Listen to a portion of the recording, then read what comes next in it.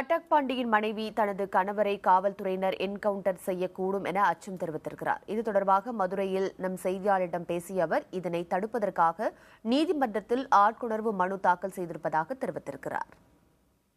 பல கேஸில் இவரோட பொய்யா பேரை இவரோட இதை சேர்த்து இது பண்ணிட்டாங்க. இது நான் இப்போ போய் மனு போட்டுட்டு வந்திருக்கேன் ஹைகோர்ட்டில் போய். எந்த ஒரு இதுலேயுமே அவர் வெளியேறி போக மாட்டார், தப்பிச்சு போகணுங்கிற முடிவெல்லாம் எடுக்க மாட்டார். நாங்கள் எப்பயும் போல் போய் நாங்கள் பெயில் போட்டு நாங்கள் எப்பயுமா எடுத்துக்கிடுவோம். எந்த ஒரு சூழ்நிலையும் அவருக்கு எந்த ஒரு பாதிப்பு வரக்கூடாதுங்கிறதுக்காண்டி நான் போய் மனு போட்டு வந்திருக்கேன். என்கவுண்டர் செஞ்சுருவாங்களோன்னு எனக்கு ஒரு பயம் இருந்துச்சு. அது இல்லாமல் இருக்கணுங்கிறதுக்காண்டி நான் போய் இந்த மனு போட்டு வந்திருக்கேன்.